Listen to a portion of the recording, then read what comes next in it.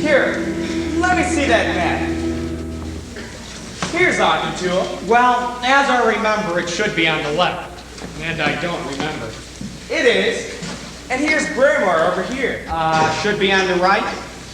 It is. Now where the devil are we? Well, what's in the middle? Nothing. Well, then that's where we are. In nothing? And for a fella with my potentialities, it's an ideal location. We'll find our way out of here once the sun comes up. A fine couple of game hunters we are. We come here all the way from New York, and on the first night out, we get lost. Well, maybe we took the high road instead of the low road. Would you care for a drink? No, thanks. Good. That leaves more for me. Didn't you tell me you were going to cut down on that stuff? Well, I did, but I'm a terrible liar. Besides, it doesn't pay. Well, once I was going out with this beautiful woman, and she pleaded and pleaded with me to give it up, so I did. Then we found out we had nothing else in common, so we broke up. This forest gives me a peculiar feeling of being in a cathedral. Well, if we were, I know where the exit was. You don't believe in anything, do you? Well, of course I do. Really? What? You know, practically anything I can understand. Anything that's real to me. Like things I can touch, taste, hear, see, smell, and swallow. Well, what about the things you don't understand? No, I dismiss them. That makes everything very easy, doesn't it? Comfortable is the word. I envy you, Jeff. Why? You seem very satisfied. Well, I am, aren't you? No, I'm not. Why, that's the silliest thing I've ever heard. Why, you're engaged to a fine woman, you have a fine job, and you're lost in a fine forest. What more could you want? I don't know, but something seems wrong. Especially about Jane and me. And that makes everything seem wrong. Look how I postponed getting married. I don't see what could be wrong about it. She's young, attractive, fits right into the niche of your life. And on top of all that, she loves you in just the proper amount. What's the proper amount? You know, enough to make you happy, but not enough to embarrass your friends. Looks ideal, doesn't it? But why don't I see it? I must be lacking somewhere. Now don't start talking yourself into an inferiority. You don't deserve it. What do you mean? Well, I guess all my friends who do have inferiority complexes are right. They're not as good as everyone else. But someone like you who has lots of talent, it's ideal. Brigadoon,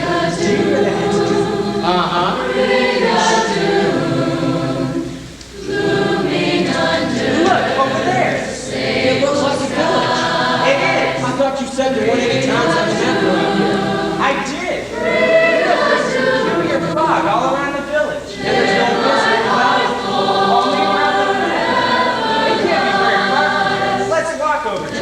Boy, sure has now they hear me about this. All around us, let the heavens cry above.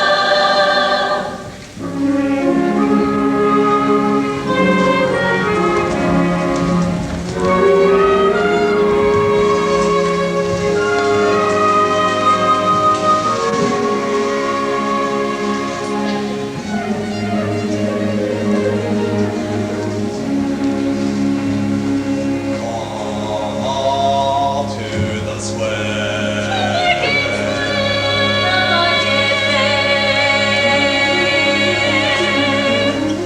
Salt and meat I'm selling there at the fair light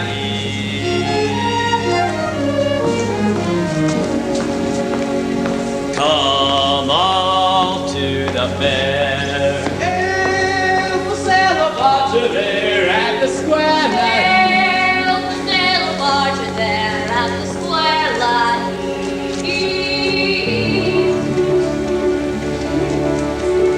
Come on, ye down. Come ye from the hill. While the clock I'm selling there at the fair light. Come ye from the mill. Come on, ye there.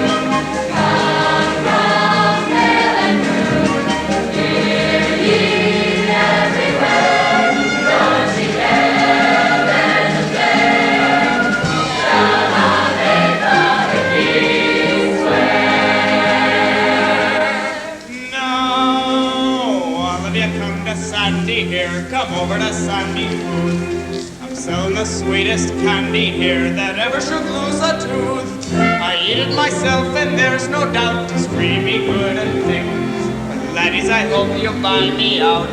'Tis making me kinda sick. Come ye from the loom, come from vale and broom.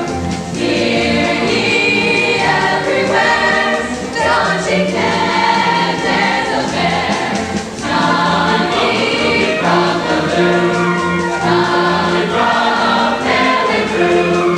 Hear ye everywhere, don't ye care there's a bear. Down on it, down it is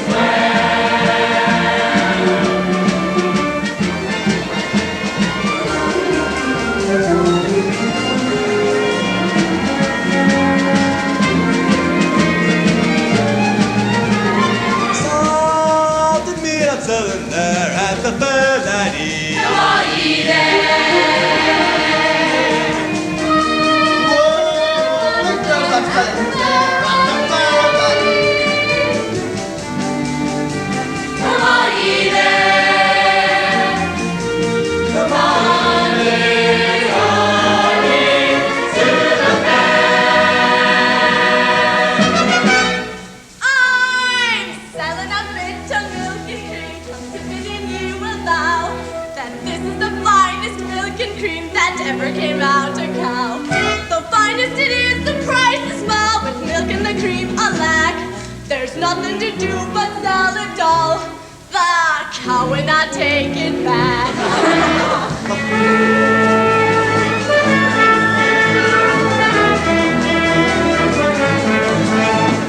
Molly down for me to live in Molly in the land.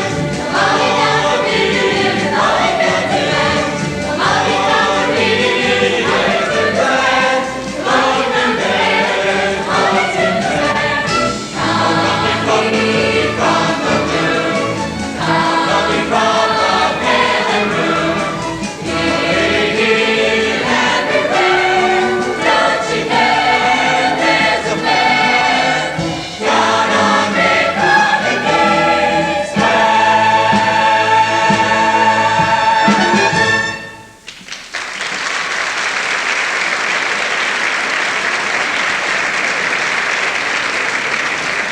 Twins! Lads! Come, Hetty. Put down your book and help your father. You may even get the life of weaving business. I'll never like the weaving business, father, and you know it well. Try, lad. Tell Agnes McGuffey we need some eggs. Tell him I'll give enough wool for a pair of trousers from eggs for that dinner. Aye, father. Good morning to you, Mr. McLaren. Good day, Archie. And good morning to your two body doctors. Good morning, Mr. Wheaton. What will you be looking for, Miss Fiona? A waistcoat for my father. For the wedding. Why, of course. You and our Charlie Dalrymple are getting married this evening, aren't you, Miss Jean? Hi, Mr. Wheaton. Well, if you had to choose someone besides my son Hetty, I'm glad there's a lad as fine as Charlie. Hi, Mr. Wheaton. You must be happy as a lark in the glen. Hi, Mr. Wheaton. As you can see, Mr. Wheaton, Jean is a wee bit short of words today. Father says I should not talk too much. He says when I speak, I sound so happy he finds it annoying. Is that what you said, Mr. McLaren? Ah, I did, Archie. Besides, when a lass gets married, she must get used to listening and not talking. I don't think Charlie had trouble with Miss Jean here. She's a good maiden. Archie, all the maidens are good. So then tell me where all the bad wives come from. Friends, Mr. Lundy has written upon this parchment a few reminders. And he asked me to hang it in the public square where ye all can see it and be reminded. This is the second day of our blessing. And this is to remind you of the obligations we have so gratefully accepted. And so I shall hang it in the public square where ye all can see it and be reminded. Your father likes to take charge of things, doesn't he, Miss Fiona? Aye, especially after everything's been done. Would you have a waistcoat of this that would fit him? I think so, Miss Fiona. Hello, Hattie. Hello, Jean. How are you today? How do you expect me to be? It is your wedding day, isn't it? I'm I'm truly sorry, Harry. Well, Zinnaby, if anybody's gonna pity me, let it be me. Trapped forever without she in this peasant village. Well, what did I just say, Harry? I forgot. Hello, Harry. Hello, Fiona. It just isn't fair for Charlie Dalrymple to be one year Jean. He's got everything. School in Edinburgh, and now ye. And I got nothing. Harry, here. Take some material up to the house and see if we have a waistcoat up there. Nothing but me doing this the rest of my life. And why didn't you pay attention to Maggie Anderson? You know she has a yearning for you. Aye, Father. Oh, Fiona, I feel so sorry for him. I know, darling. Mr. B, you didn't hate me for not loving Harry, do you? No, Miss Jean. I sometimes feel that the only woman who can love Harry and help him was his mother. God rest his soul. Come, Jean. You're going to stay with your father today. And Fiona, you'll be certain to buy everything that's needed for the wedding supper. I will, Father. And remember, just what's needed. My aim on this occasion is to be hospitable, not philanthropic. You'll send the waistcoat to the house, Mr. Wheaton. I was Fiona. Good morning, Fiona. Good morning, Meg. A tub of cream, please. Mr. McGuffey would be pleased to the last buying for a change. Why? But when the lads come shopping, they look so handsome. I do not like to ask you for money. That's no way to make a profit. No, but I make a lot of friends. Is this for the wedding tonight? Aye. Fiona, when are you going to start thinking about marriage for yourself? When I find someone who makes me think of it.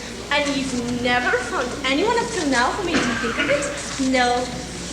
Do you see, I do not just want to get married. I think you should only do it when you and your lad want to stay together fiercely. And get married's the only way to do it, and that's proper. That's an unusual idea, Fiona.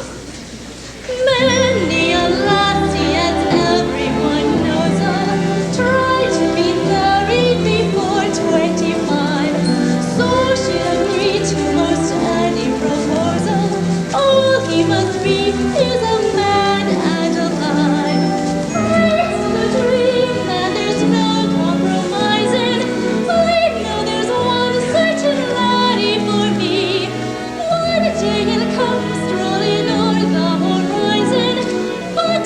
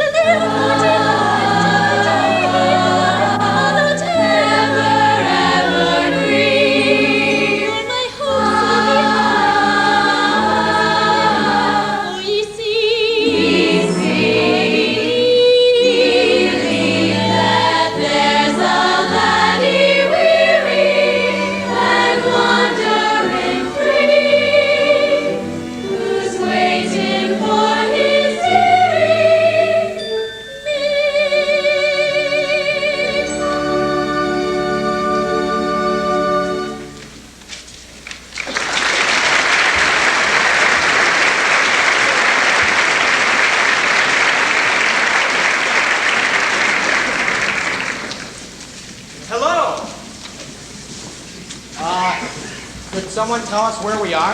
Of course I can tell you. You're at Brigadoon. Brigadoon? Aye. That's funny, there's no Brigadoon on the map. I shouldn't be surprised. You mean you know it's not on the map? Aye. Well, that's a bit snobbish of you, don't you think? Yeah, why isn't that on the map? For good and sound reasons. What are y'all dressed up for? Is this the day you take pictures for postcards? We're not dressed up. Well, then you always go around with that many clothes on? No. Now, come on, somebody. Tell me what's going on here. What is this? We're having a fair. Oh. Is that milk you're selling there? Aye. Can I buy some? I'm thirsty. I'll have to see your money first.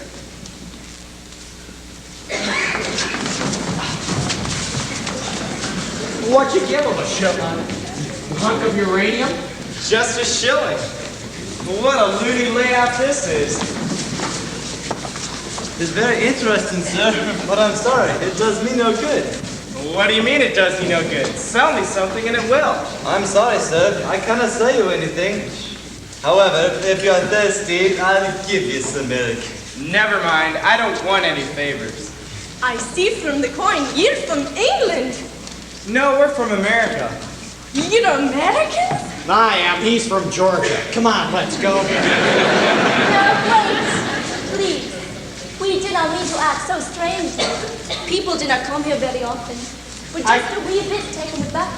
I can understand why. You people stare at us as if we just dropped in from another world. Does that amuse you? Hi, very much. Quite a smell. Obviously the daughter of two first cousins. If you've been walking all night, you must be tired and hungry. Would not you like some food to eat? Perhaps a place to lie down before you start to bath. Thanks, that's very kind of you. Good. Oh, my name is Fiona McLaren. I'm Tommy Albright. And that's Jeff Douglas. How do you do, sir? I make Rocky. I'm glad to see you're happy about it.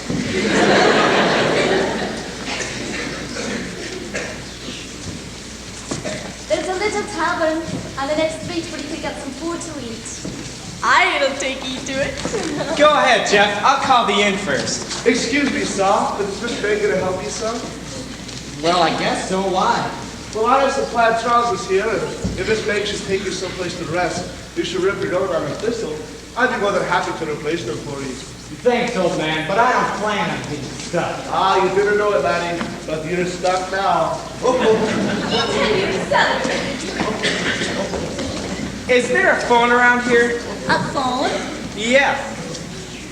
No, I do not think we have one. No phone? No, sir.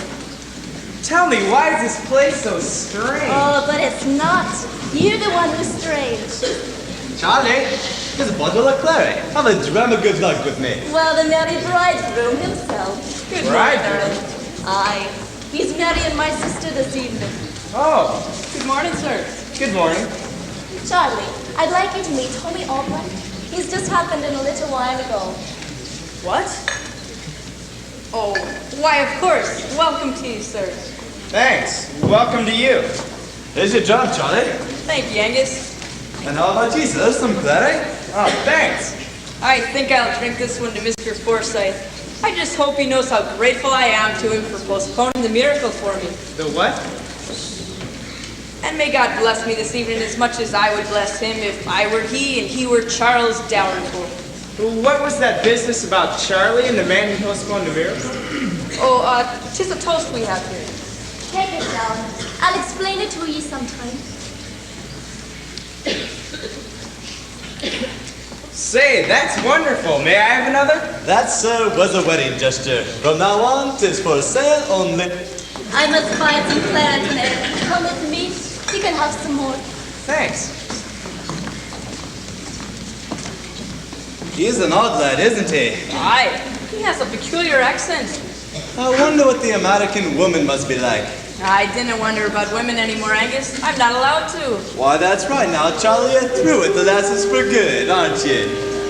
I used to be a roving lad, a roving and wandering life. I had on any lass I'd frown. try to tie me down. But then one day I saw a maid, held out her hand and I stayed and stayed. And now across the creek, I'll go home with Bonnie Jean. Go home, go home, go home with Bonnie Jean. Go home, go home. I'll go home with Bonnie Jean.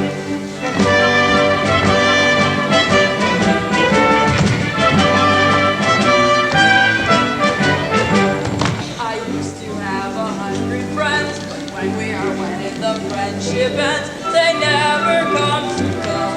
So farewell to one and all. Farewell to all the lads I knew. I'll see them again when they're married too. For now across the creek, I'll go home with Bonnie Jean. Go home, go home, go home with Bonnie Jean. Go home, go home. I'll go home with Bonnie Jean.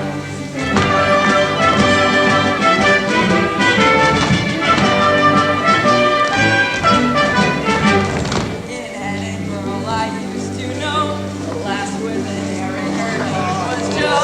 And every night at 10 I would meet her in the glen. But now I'll not see her again, especially not in the glen at 10. For now across the creek, I'll go home with Bonnie Jean. Go home, go home, go home with Bonnie Jean. Go home, go home. I'll go home with Bonnie Jean.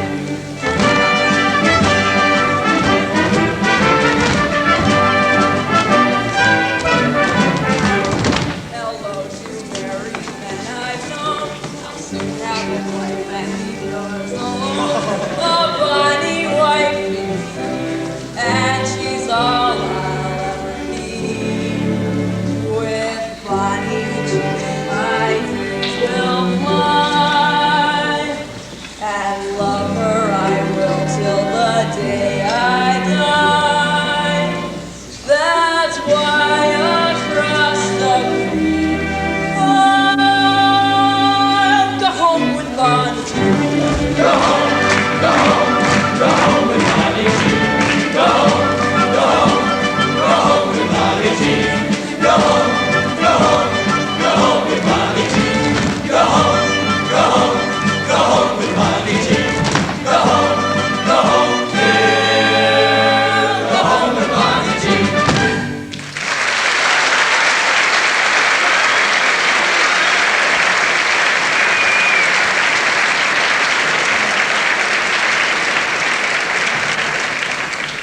Charlie, you will not forget to come over this afternoon and sign the family Bible, will you? No, darling, I'll be over. I hope Sir will stay for the wedding supper. Thanks, but I won't be here that long. 'Tis a pity. What are we doing all day, Charlie? Rest, dearie, rest. He's a nice kid. Aye, he is that. It's wonderfully refreshing to see a fellow so enthusiastic about getting married. Is it so unusual? Well, I think it is. Look at me. I'm not bubbling over like Charlie, and I'm facing the minister next month. You're getting married? Yes. Oh, Oh, what? I'm very surprised. Somehow, you do not seem like the sort of lad who would want to settle down. I didn't say that. I just said I was getting married. But if you feel that way about it, why are we? Because the girl wants to. And that's reason enough. Sure. I don't know how it is in the Highlands, but in my neighborhood, if you've been going with a woman for a while and she decides she wants to get married, you better agree right away and save yourself a lot of trouble. Why? Well, because she'll either torment you so you'll marry her for relief, or she'll be so sweet about it that she'll make you feel guilty, and your conscience will make you do it. I must say, you do not sound like you love her very much. It doesn't, does it? It also sounds like a very peculiar land you come from. Well, believe me, lass, this isn't the usual hamlet off the highway either. But what was that business about Charlie and the man who postponed the miracle? Oh, that. I'm sorry. I cannot say. But why not? You said you'd tell me later. I know, but I cannot say. That's fine. You know, if I stuck around here much longer, I might find out that everybody in this place is slightly nutty. Is that possible? I cannot say. Why not? Because I do not know what nutty means. It means slightly insane. Well, then I can assure ye, we're all far from insane. We're a most blessed group of people. And I never fully realized how fortunate we are until I meet someone from the outside. I mean a stranger to Brigadoon. I did not know anything about ye, but from the little ye said, everything ye think I think differently about. And am also quite certain that everything I think is much more, well, pleasant. So now I'm sorry I said all of that. But ye angered me when ye called us insane. Hey, you don't like me very much, do you? That's the odd part. I like ye very much. I just do not like anything ye say. Fiona, if I stuck around here tonight, would you take me to the wedding? Why do ye suddenly want to go? I canna say. Well, then I'll take ye, and I'll be highly pleased you'll be there. You will? Well, why? Because of what I just said. I like ye very much. That's right, you did say that, didn't you? Aye. Now come, I'll show ye a place where ye can lie down and rest. Where are you going? To gather some heather for the wedding. Where do you do that? On the hill, where the heather is. Well, may I come along? No, I'll do it much faster alone. I won't bother you. Really. Maybe I'm the one who's slightly nutty. But can't we two go walking together out beyond the valley of trees? Out where there's a hillside of heather curtseying gently in the breeze. That's what I'd like to do. See the heather bust with you. The mist of waves in the gloaming, and all the clouds are holding still. So take my hand and let's go roaming through the heather on the hill. The morning dew is blinking yonder. There's lazy music in the room, and all I want to do is wander through the heather on the hill. There may be other days as rich and rare. There may be other springs as full and fair, but they won't be the same that I go. For this I know, that when the mist is in the gloaming, and all the clouds are holding still, if you're not there, I won't go roaming through the heather on the hill. The heather on the hill. You see, ye can say nice things when you want to. It almost sounded like I was being romantic, didn't it? But there's a difference between being romantic and just being sentimental because you're tired. Is that what I was being? Sentimental because I'm tired? I believe so. But it's very agreeable.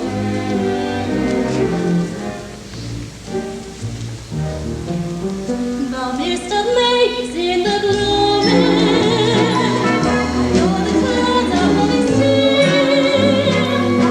Take my hand and let's go roaming through the heather on the hill. Morning dew is blinking yonder. There's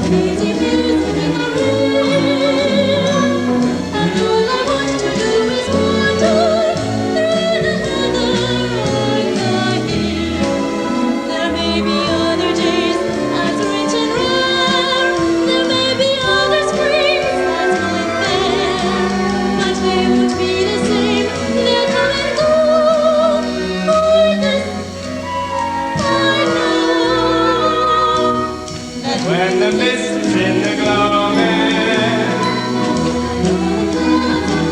and all the clouds are blowing still.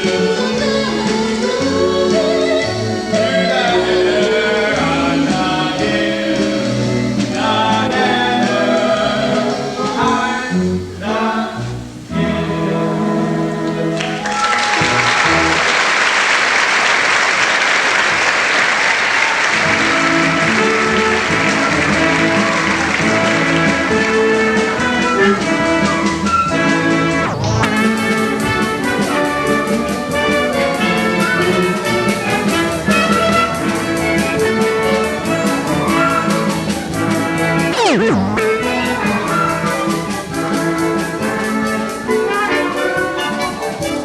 This is a very picturesque view of the glen. Thank you. For what?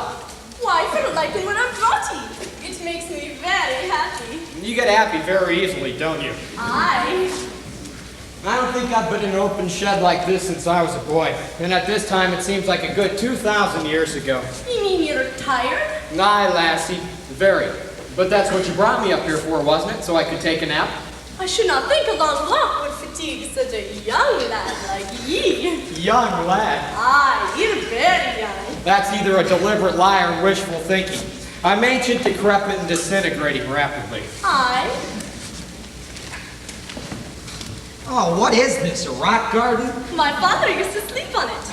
That was his second mistake.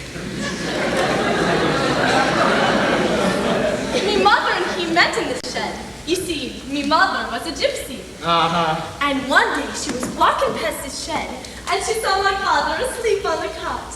Well, she liked his looks and she was a wee bit tired anyhow. So she took off her shoes, sat down in the rocking chair and waited for him to wake up. And it wasn't long after that I was born. Oh, that's the sweetest bedtime story I've ever heard. You're sure you're comfortable? Aye, very. You've been more than kind. But if you'd like to continue in your round of generosity, buzz off. You're a brawn, handsome lad. Well, you should see me when I'm rested. I'm almost robust. I just hate to leave ye. Well, you better, because you see, when I sleep, I make these odd noises. Who told ye? Do ye have a wife? Well, I was engaged once. What happened to the lass you were engaged to? She fell in love with a Russian. A Russian? Yes. Russia's in Europe, isn't it? Yes, more and more.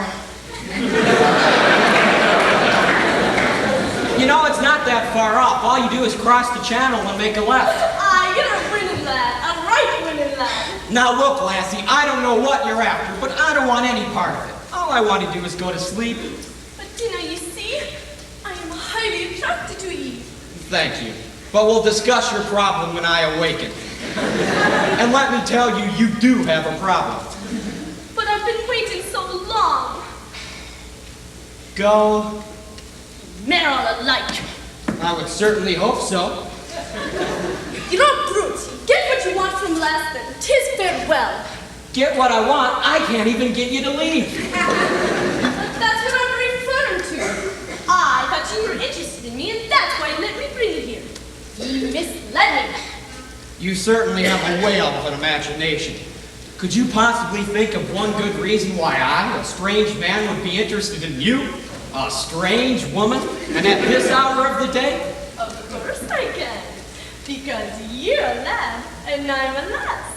With that philosophy, you must have had a provocative career. I've had a great many heartbreaks. I don't doubt it at all. At 16 years, I was blue and sad, till father said I should find a lad. So I set out to become a wife, and found the real love of my life. His name, it was Chris, and the last was McGill. I met him one night, picking flowers on the hill. He had lots of charm and a certain kind of touch, and a certain kind of eagerness that pleased me very much. So there neath the moon, where romance often springs, I gave him my heart and a few other things. I don't know how long that I stayed upon the hill, but the moon had disappeared, and so had Christopher McGill. So I went home and I thought I'd die, till Father said, make another try. So out I went to become a wife and found the real love of my life. He came from the lowlands, said he. One look and I knew he was perfect for me. Just one thing that puzzled me, and it always will, was he said that he had heard about me from his friend McGill. We quick fell in love and went down by the creek. The next day he said he'd be back in a week, and I thought he would, for now how was I to know that of all the lowland ladies there was never one as low? I told my father the awful truth. He said, what difference you got your youth? So out I went, meant to be a wife, and found the real love of my life. Oh, he was a poet, a rhymer was he. He read me some verse he had written for me. He said they would move me, these poems from his pen, and how right he was, because they moved me right into the glen. We stayed till the dawn came and lighted the sky. Then I shook his hand and I bid him goodbye. I never went back, for what I had heard was true, that a poet only writes about the things he cannot do. My pa said, look out for men who think. You'll be more certain with men who drink. So out I went to become a wife, and found the real love of my life. Oh, he was a soldier, a fine Highland son. He told me about all the battles he'd won. He wasted his time telling me about his might, for one look at him decided me to not put up the fight. We skirmished for hours that night in the glen, and I found the sword has more might than a pen. But while I was browsing, I swore to my dismay, and he thought it was a bugle and got up and marched away. My pa said, daughter, there must be one, someone who's true or too old to run. So I'm still looking to be a wife and find the real love of my life.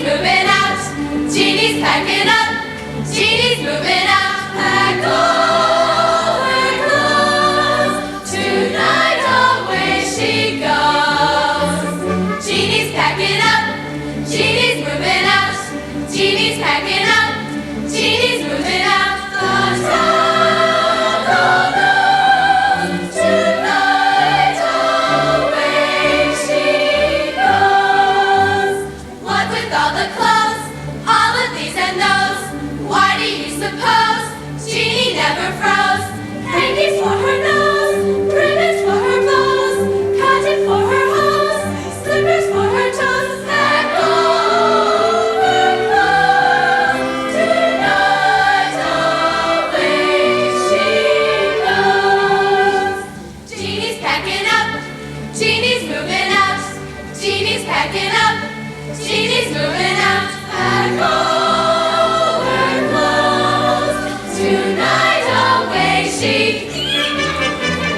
Jeannie's packing up. Jeannie's moving out. Jeannie's packing up. Jeannie's moving out. The town knows tonight away she.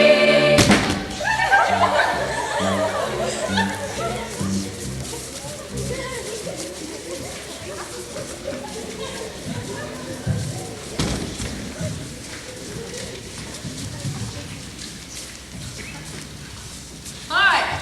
Charlie. Hi, Charles McPherson Dalrymple. Tonight, the founder of a new clan. Where's Jean? Upstairs.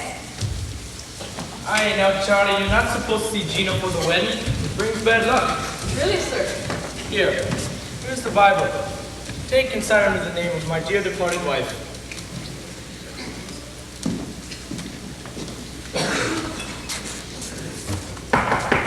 Come in. Here, Mr. McLaren. I brought you the waistcoat. Thank you, Harry. Wait a minute, lad. What for? Why didn't you take my hand? I'm not your enemy. You may not mean to be, but you are. And so is everyone else in this town. What is it, lad? Why do you go about hating everybody? I couldn't get through this day of seeing or marry someone else at dinner. What can I do? What can anyone do but hate when you realize your life does not mean a damn? I cannot go to university and make something of myself, and I cannot have Jean. So there's nothing left for me to do but hate everything and everybody in this town. You'll never find any peace by hating, lad. It only shuts you off more from the world. And this is only a cursed town if you make it so.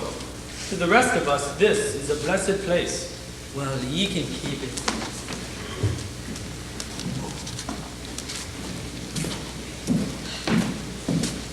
Well, all done. Who is that? My waistcoat came. Oh. Jeannie. Charlie, please go away. I want to come out. Didn't obey her, lad. You'll only spoil her. Jeannie. Charlie, please go away. Jeannie. Because they've told me I can't be holy till when music starts playing. To ease my longing, there's nothing wrong in me standing out here and saying, come to me, bend to me, kiss me good day. Darling, my darling, 'tis all I can say.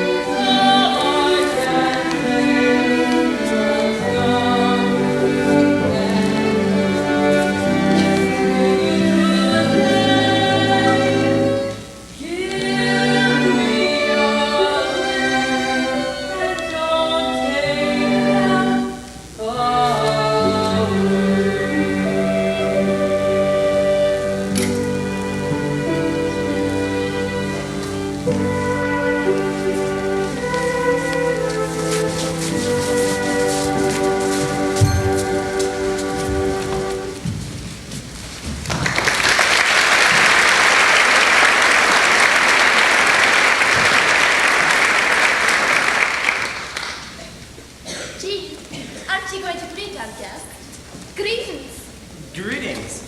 Fiona, where have you been? You know I can't dress without you. You made us time for you to dress. Aye, so come. You see, I knew we were out far too long. I know, but I'm not sorry. Wait for me. I shan't be but a few minutes. Fiona.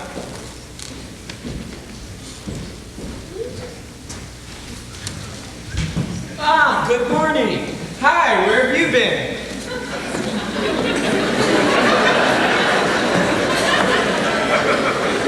This is nice. You should have seen the apartment I got. Comes complete with a built-in lassie. What happened to you? Oh, thistles. What? Never mind, it's a professional through here. Mine will be ready by the time we leave. And another thing, disregard all that rubbish you hear about Scottish frugality. Their generosity is overpowering. Well, how do you feel? Surprisingly well. And you? I never felt better in my life. You too, huh? Maybe the sun gave me the power, for I could slip like blowing and be home in half an hour. Maybe the air gave me the dry, for I'm all aglow and alive. What a day this has been, what a rare mood I've been. Why, it's almost like being in love. There's a smile on my face for the whole human race. Why, it's almost like being in love. All the music of life seems to be like a bell that is ringing for me. And from the way that I feel when that bell starts to peal, I could swear I was falling. I could swear I was falling. It's almost like being in love. When we walked up the break, Almost like being in love. But your arm linked in mine, make the world kind of fine. it was almost like being in love. All the music of life seems to be Like a bell that is ringing for me. And from the way that I feel when that bell starts to peal, I could swear I was falling. I could swear I was falling. It's almost like being in love.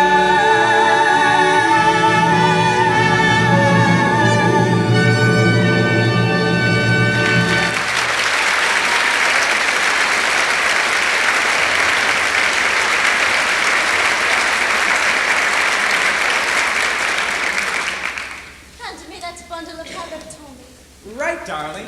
Darling. Thank you, dearie. Well, when are you ready to start heading back? Oh, there's no hurry. Let's stay for the wedding. I mean, how often do you get a chance to do something like... What's wrong? I must be a little touched. Listen to this. Married Elizabeth Lang to Andrew McLaren, July 14th, 1721. What's so amazing about that? People got married back then too. Wait, children. Fiona, born October 10th, 1724, and Jean, born April 8th, 1730. Well, But Fiona is 24, and she has a sister named Jean, 6 years younger. well, But those are the two sisters in this Bible. that's ridiculous. They were probably named after them. Jean's getting married today. Did you know that? Yes. Well, do you know the name of the guy she's marrying? They told me at the tavern. Someone named, Dalrymple. Well, listen to this. Married, Jean McLaren to Charles McPherson Dalrymple, May 8, 1748. Now, what do you say? Congratulations. Wait, no Brigadoon on the map? No phones in the whole town? Thanks to Mr. Somebody for something about postponing a miracle? And a few other things I passed over when I was out with Fiona this afternoon. You know, and that hyperthyroid I was with hadn't even heard of Hagen Haig. I can't understand it. I'm beginning to feel like a crazy fool. Now don't start getting yourself worked up. If they want to disregard 200 years of human bing bang, let them. But I've just spent the most wonderful day of my life. And now I run into something like this. It doesn't make any sense to me. Well, it makes a lot of sense to me. It just means batty people relax you. She's not batty. She can't be. Fiona, there's a logical explanation for this. Even logical enough for you. Well, they don't have to explain anything to me because I don't care. Fiona, What, Tommy? come here. Tommy, what is it? Is this your name here in this Bible? I and why? Oh, Well, it seems someone's lost up your books. Well, come on. What does it all mean? Is there an explanation or isn't there? aye, there is. But I cannot tell ye. Well, is there anybody who can? I'd like to know.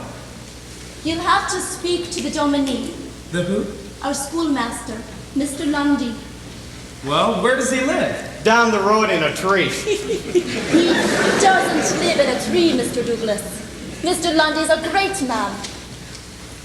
All right, Tommy. I'll take you to him. But I have not wanted to. I was hoping we could have this day together. What's that got to do with it? It's going to be so hard for you to believe what you're going to hear. You'll think there's something wrong with us. And then you'll leave. I know it. Maybe I will, maybe I won't. Come on, Jeff, let's go. Is this informal or do I have to wear my three-cornered hat? Come on, I said.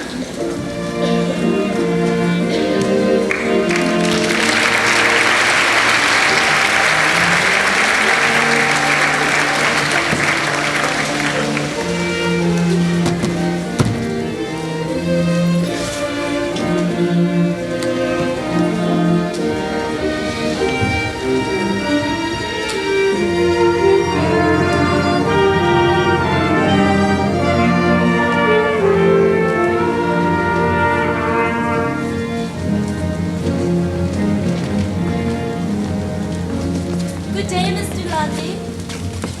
Why, hello, Fiona. What a pleasant surprise. Mr. Lundy, I'd like you to meet Mr. Tommy, Douglas, and Mr. Jeff Albright.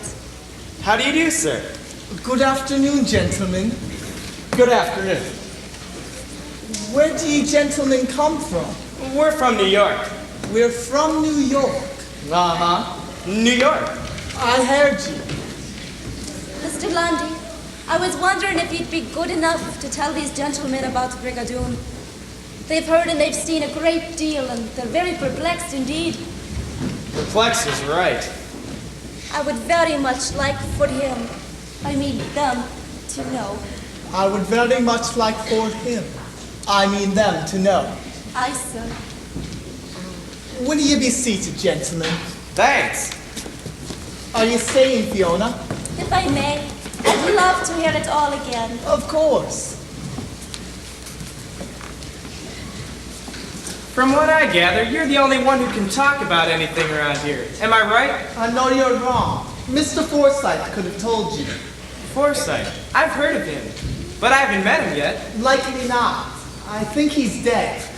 That would stand in the way, I suppose. Let me warn you before I begin that what I'm going to tell you wouldn't believe. That's all right. We've already been warned. Now, why won't we believe it? Because what happened in Brigadoon was a miracle. Most folks didn't believe in miracles. Miracles require faith, and faith seems to be as dead as, Mr. Forsythe? aye. Now, if a stranger who came to Brigadoon were to hear the tale from the lips of someone in town, he'd think the poor lass or laddie were daft. And that would lead to many humiliating and unpleasant things for the poor lass or laddie. Now, wouldn't it? I suppose so. I suppose so. So only I can talk about the miracle to strangers. Then you don't imagine anyone would think you're crazy? You might very well, but it wouldn't hurt me any. I'd just pity you. Now, this miracle happened, let's see, what's today? Friday. Friday. That means it happened exactly 200 years ago. 200 years ago, the Highlands of Scotland were plagued with witches. Wicked, awful sorcerers who were taking the folk of Scotland away from the teaching of God and putting the devil in their souls. They were indeed horrible, destructive women. I didn't suppose you have such women in your world today? Witches? Yes, we still have them. We just pronounce it differently.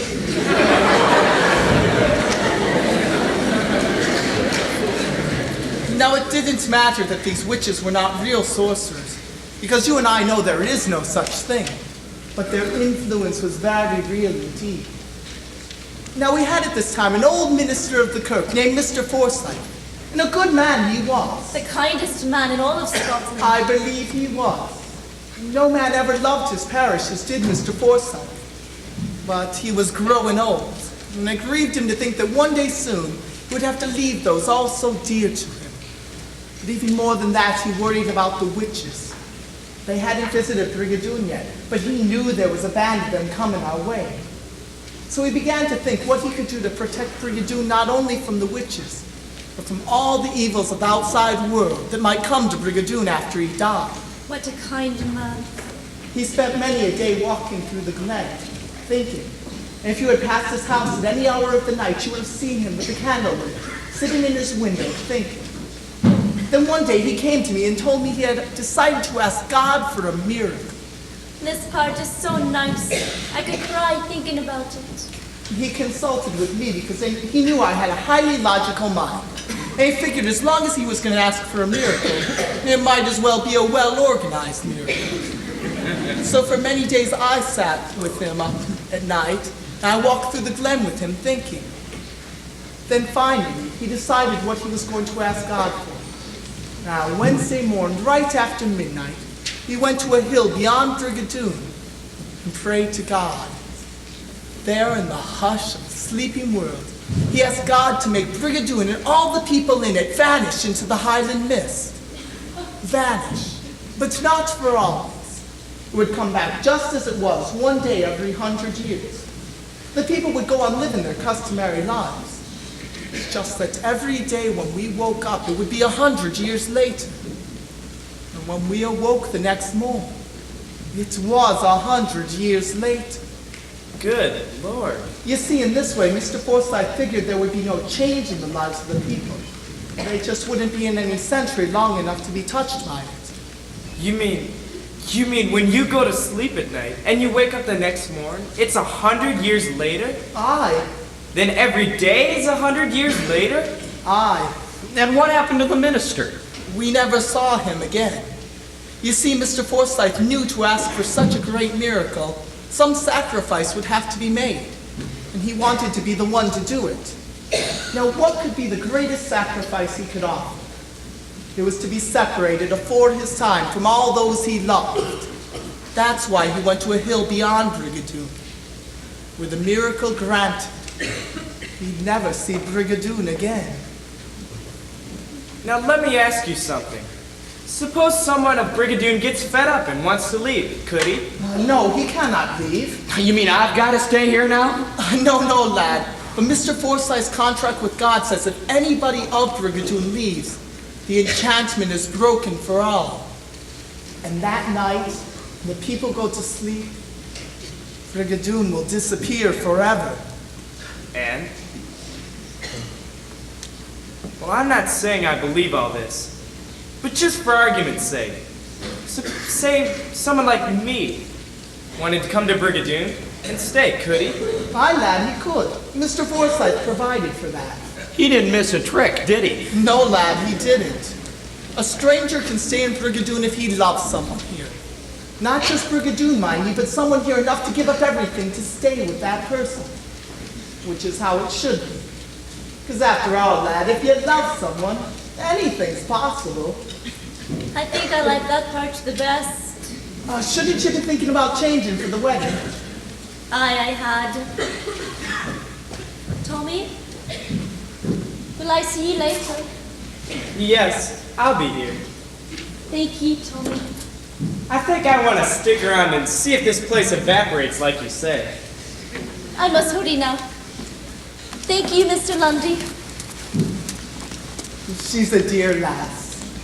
I'm finding that out. Now tell me, Mr. Lundy, you're all perfectly happy living in this small little town. Aye, lad. After all, sunlight can peep through a very small hole. But when you go to sleep at night, what's it like? Well, for me, 'tis like being carried off on shadowy arms to a distant cloud. There I float till morning. Yet sometimes I think I hear voices. Voices? Aye. They say no words I can understand, but their voices filled with a fearful longing, and they often seem to be calling me back. I pondered it while I'm awake, and I think. I have a feeling it's the outside world. There must be many a people out there who'd like a Brigadoon. Ah, 'tis the wedding time.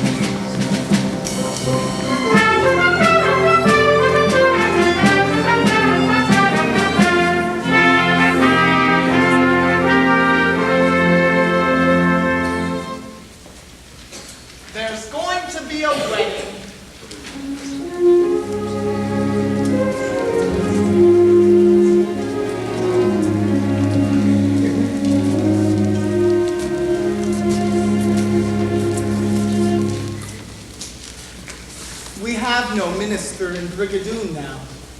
In most villages, this would be a calamitous thing, but we know 'tis a blessing. When there is no minister present, it is perfectly legal under the laws of Scotland for two people to be wedded by sincere mutual consent. There need be nothing in writing. All that's required is the promise of love as long as you both are on earth. Well, go ahead, lad. I shall love you till I die, and I will make all effort to be a good husband to you. And so much shall I try to be a kind and loving wife. Well, kiss her, lad.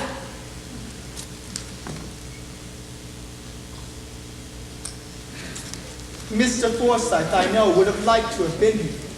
But if you'll both be good and true to each other, you can't but help live in the grace of God. Mr. Forsyth could have asked for no more than that. Are we married now, Mr. Lundy? Are we married now, Mr. Lundy? Aye, lad, you're married.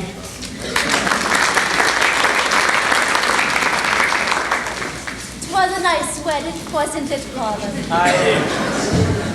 The bride! The child! The child! The child! The bride! The child!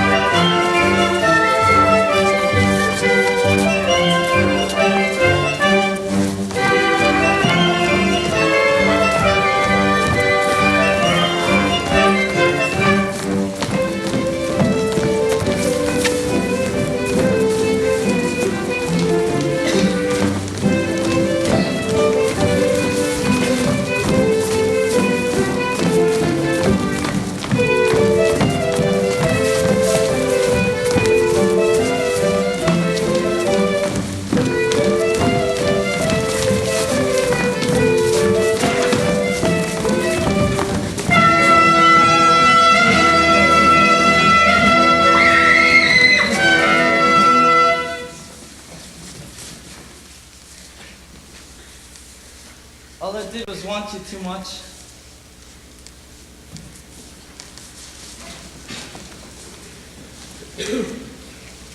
I'm leaving Brigadoon!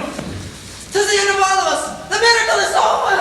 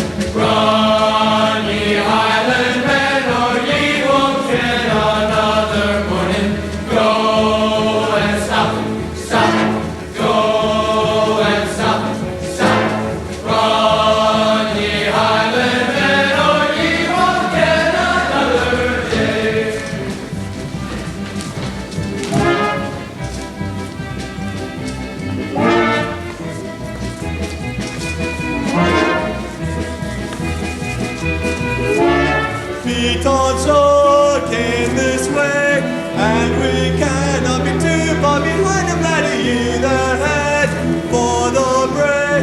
Keep your eye open, he wanna find him, laddie. I'll go down to the creek, and by God, if I see him, I'll throw him in it. Search the hill to the peak, find him by till tomorrow will never, never come.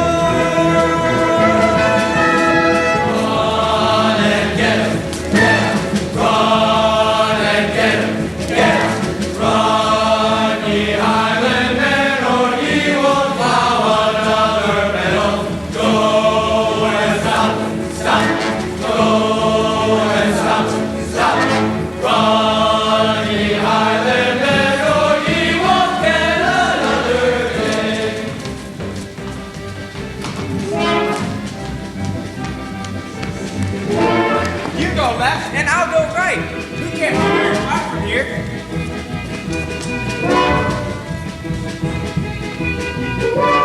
If he comes into sight, hold him fast, many lives are depending on it. This must not end tonight. They must know that tomorrow is really gonna come. Run and get him, run.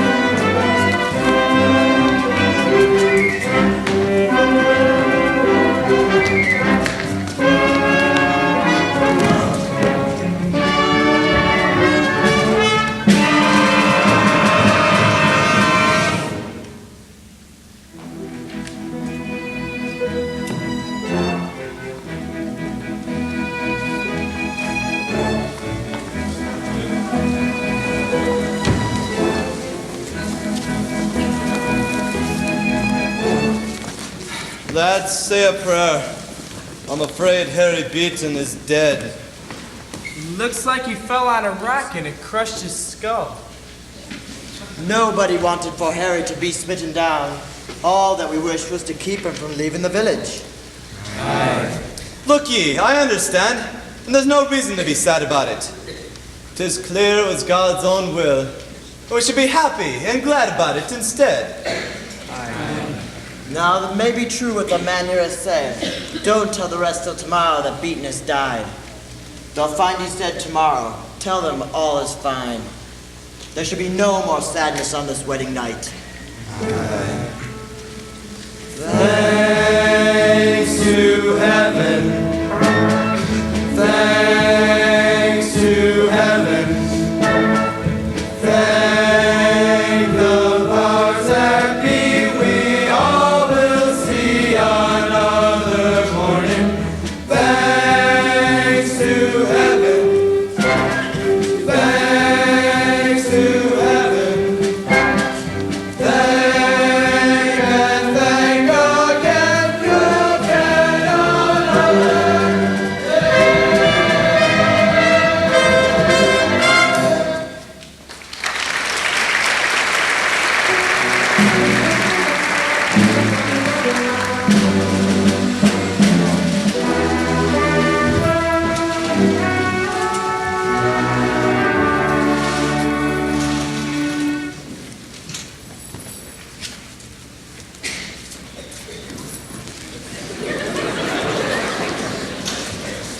I thought I heard a cry from over there.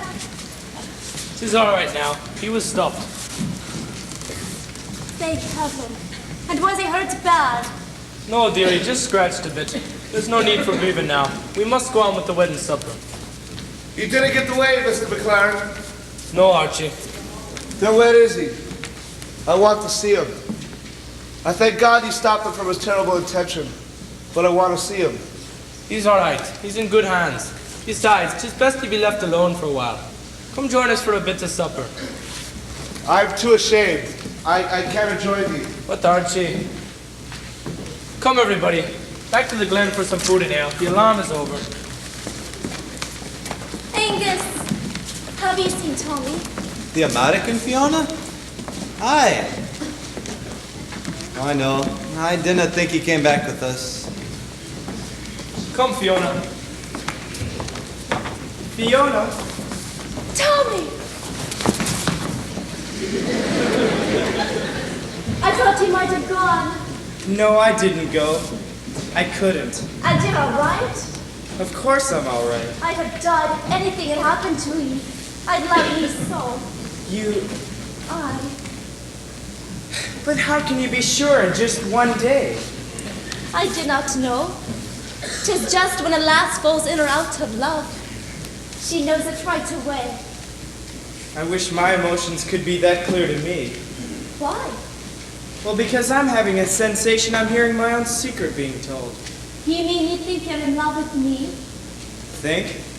What good does thinking do? If I thought about it, it wouldn't make any more sense than the miracle. But what I feel is something else.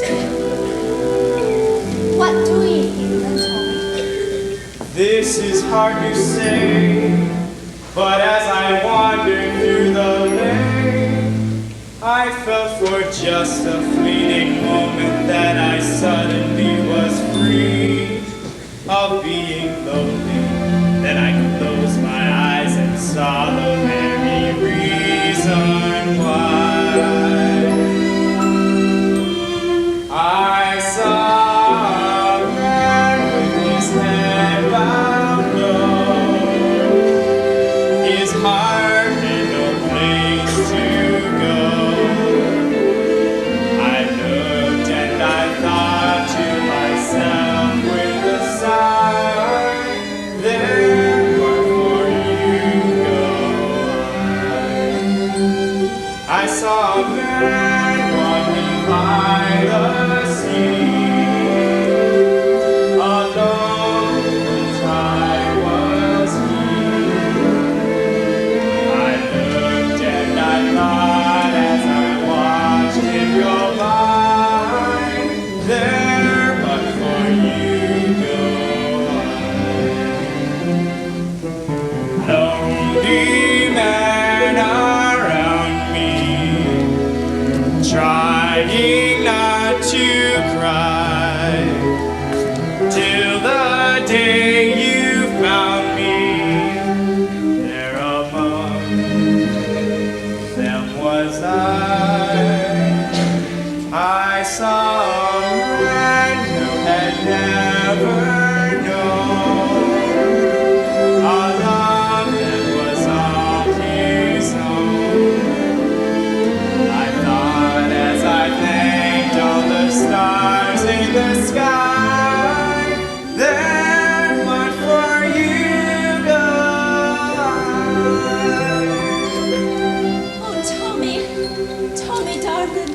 I love you, Fiona. I guess that's all there is to it. I've wanted to hear you say it, even though it be at the last minute like this. The last minute? Aye. Soon now. 'Tis the end of our day.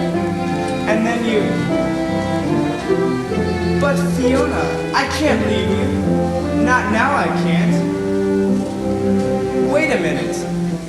Didn't Mr. Lundy say, if you love someone enough, you can stay? Aye. Well, that's for me. Where do I go? Who do I see? Where do I get a passport to disappear? Oh, Tommy, we better see Mr. Lundy. I saw a man who had never known a love that was all his own. I thought as I thanked all the stars in the sky, there but for you go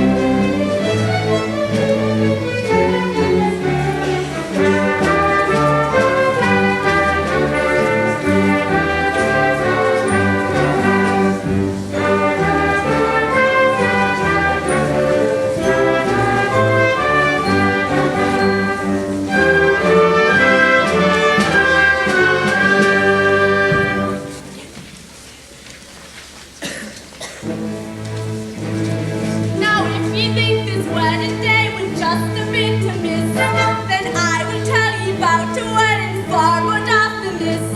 The lad involved turned out to be no other but me pa, and by the strangest bit of luck, the woman was me ma.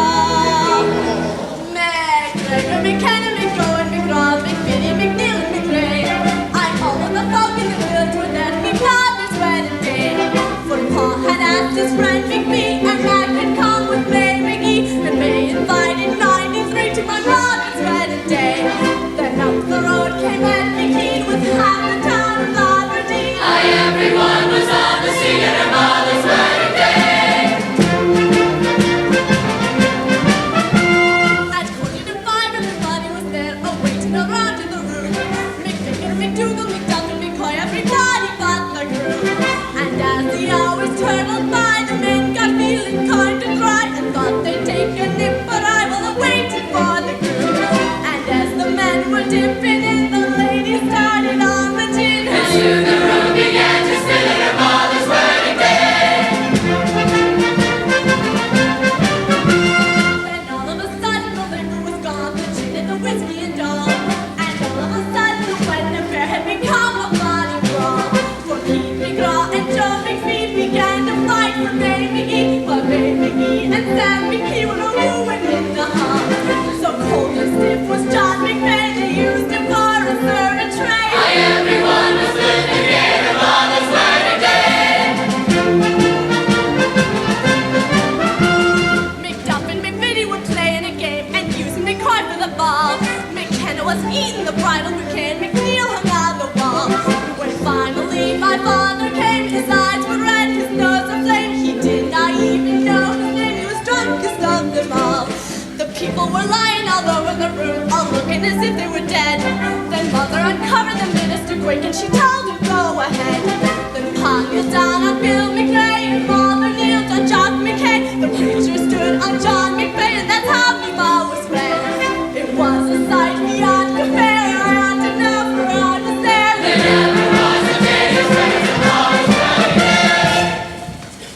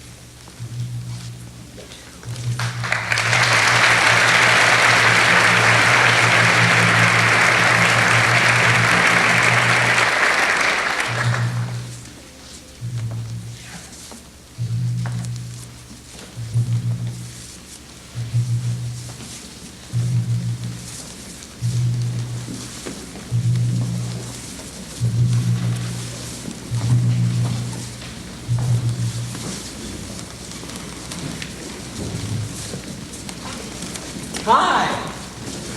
Jeff, I'm not going back with you. Just for the record, what are you talking about? I'm staying here.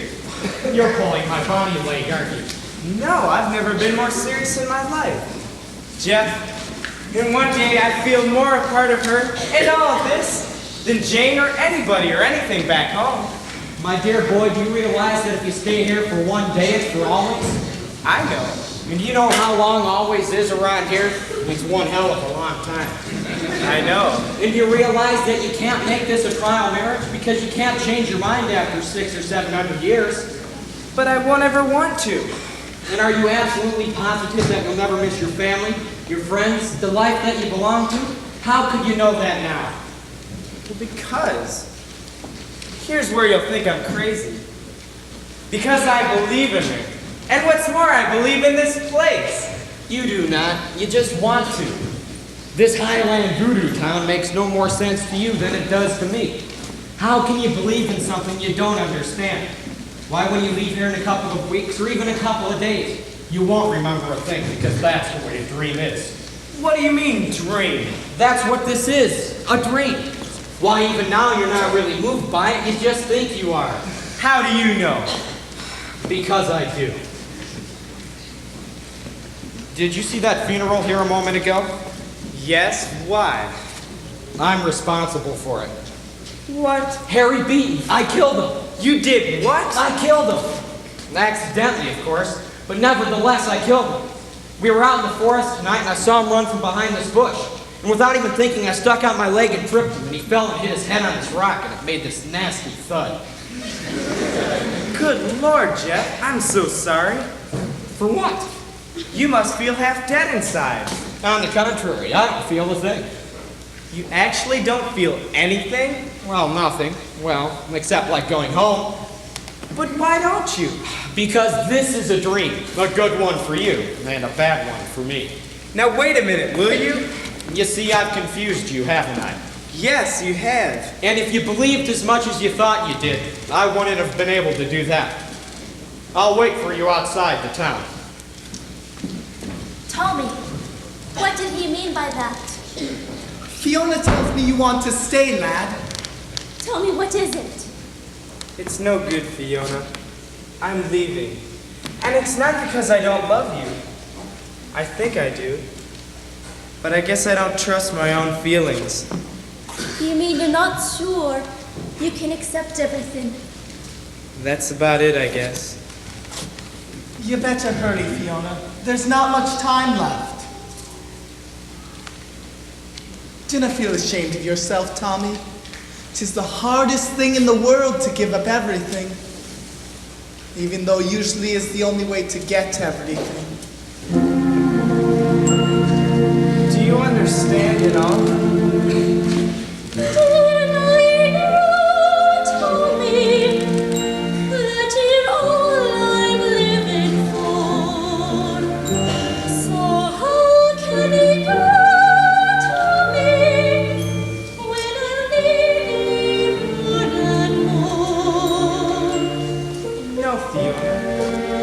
Remember that way.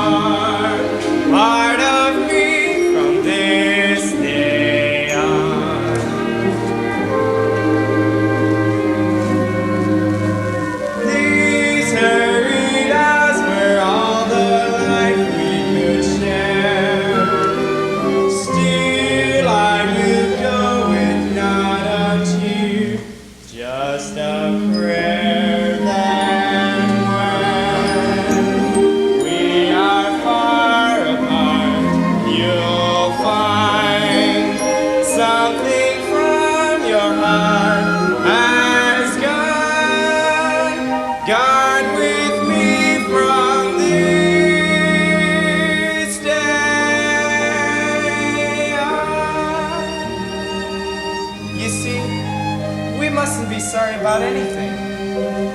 I'm not. In fact, I should not be surprised if I'm less lonely now than I was before you came. I think real loneliness is not being in love in vain, but not being in love at all. But it'll fade in time. No, it will not do that.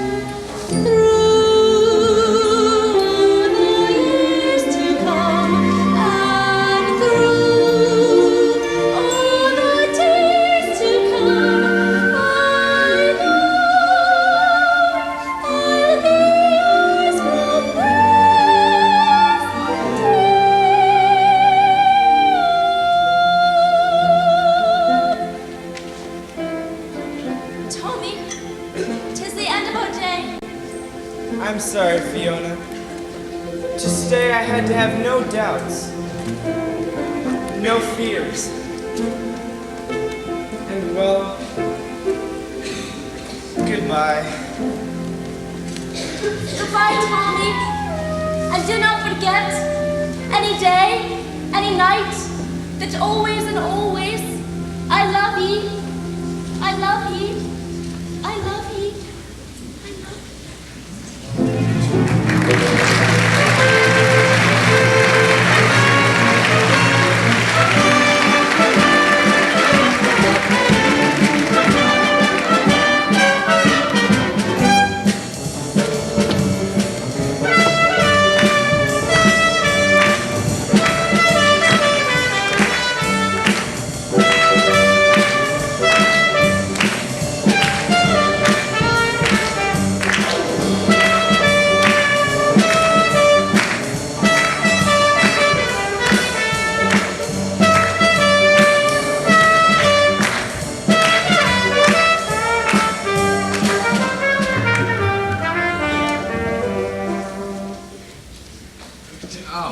What is this, Frank? DDT? The usual, bourbon. Why do you keep calling it the usual? Have I been drinking it that long? Continuously since you got back from Scotland 4 months ago. Well, I just decided I don't like it. It's not as good as the whiskey my mother used to make. Make me a gin. What do you have with it? A little bourbon? Yes, sir. What time is it, Frank? My watch seems to have stopped. 6:10. It is, huh? Well, make me another one, will you? Because I like to drink portal to portal. It's just about time for Miss Ashton to call, sir. Who? Jane Ashton, Mr. Albright's fiancée. Don't tell me you don't remember her. All right, I won't. What about her? Well, just about this time every day, she either calls or stops by or both, asking for Mr. Albright. She does, huh? Yes. From what I gather, she can't locate him. Well, thanks for warning me. I'll drink up and get out of here. You don't like Miss Ashton, sir? Well, it's not that I don't like her. I just don't like her when she's chasing after Mr. Albright. I'll tell you, Frank, scratch the surface of any woman, then she'll enjoy it. But where is Mr. Albright? Oh, I don't know, Frank. Seems he quit his job about a month ago, packed up his parcels and vanished, like Brigadoon. Like who? That was the name of my brother who ran away.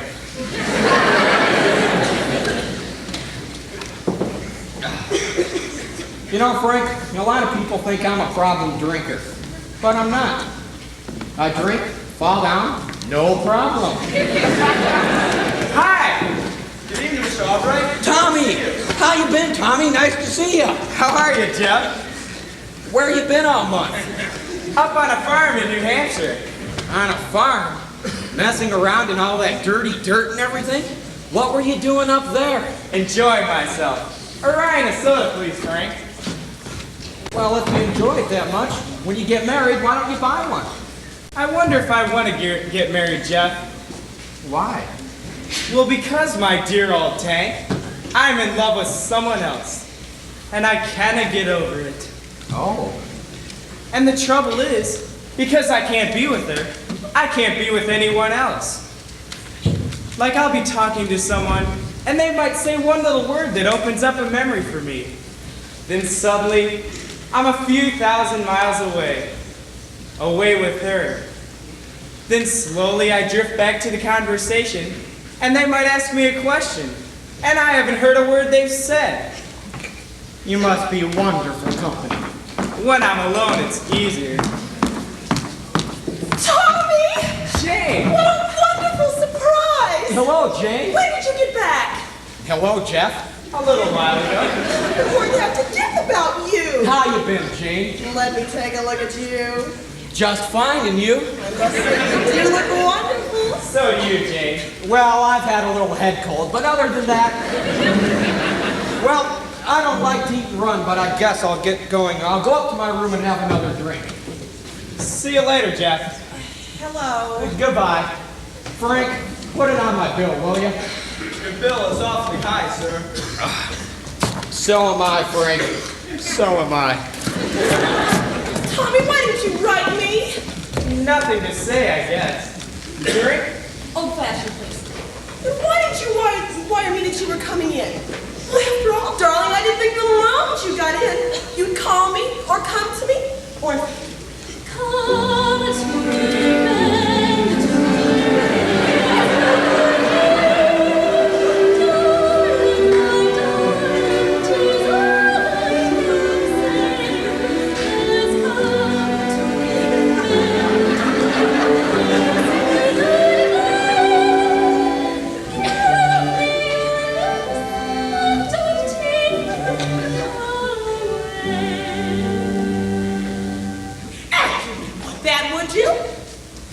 What? Maybe. Do you mean you'd even consider it? Consider what? Commuting 60 miles out of New York. Oh, no. I didn't think so. And I told Mr. Jackson. Who? Herbert Jackson. Oh. Who's he? He's the real estate man I just told you about. I told him you'd call him. Oh, I can hardly wait. Oh, please do. I've been trying so hard to arrange everything. Do you still want Jeff to stand up for you? Yes, if he can. Why? It's just that he's been so impossible these days. Everybody's just simply bored to death with him. Well, I'm not interested in everybody. Especially the everybody we know. You've certainly been anti-social since your return from Scotland. If we must avoid everybody, then let's just take Mr. Jackson's house. It's far away on that big, beautiful hill.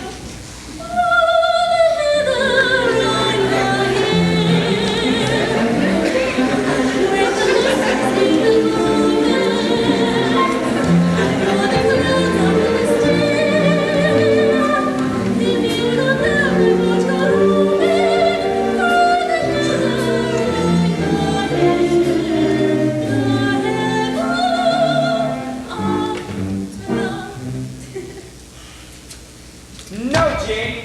No. No what? I can't go through with it. There's going to be no wedding next month. Do you mean you're postponing it again? No, I'm calling it off. I can't go through with it. Calling it off? I can't do it. Ever. You have some nerve. After all this time I've waited for you and been patient, and put up with your idiotic whims and temperament. I'm sorry. It's not your fault. You've been wonderfully kind to me.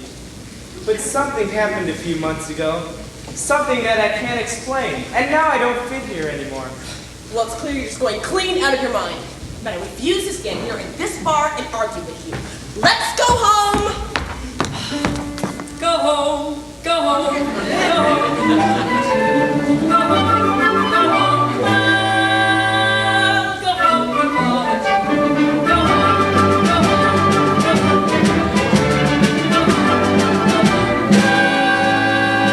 And if you think anyone else is going to put up with this nonsense, you're raving mad. Think about that, Mr. Albright, when you're all alone.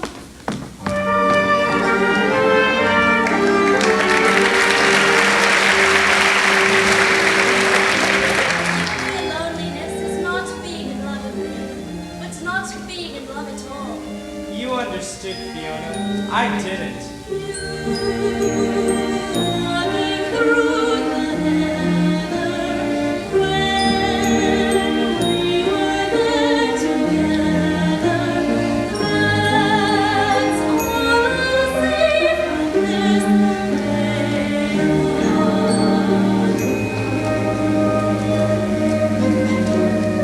These hairy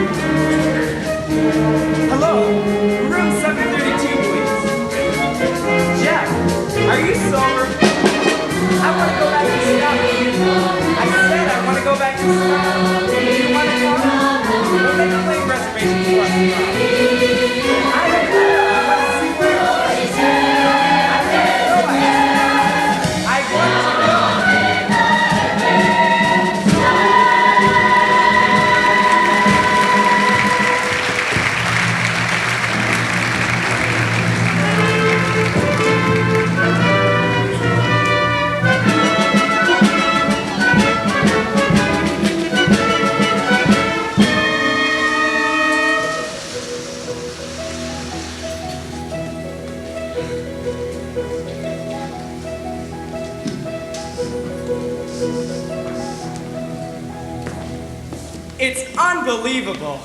Awful and unbelievable. What's awful and unbelievable? To think that somewhere out there, between the mist and the stars, is someone I want so deeply. She's not dead. She's only asleep. But I can't be with her. You brought me all the way out here to tell me that? You could have told me that in New York for a quarter. No, I'll tell you why I brought you here. It's because she became so real to me that I had to come back and see for myself that she really wasn't here. Well, it didn't work that way for me. It seemed so much like a dream to me that I'd have to convince myself that it happened at all. That's the difference between us. Tell me about it. I find that what you believe in becomes more real to you than all the things you can explain away or understand. Well, take one last look and let's start walking. I got lost in a place around here once. Okay. Tommy?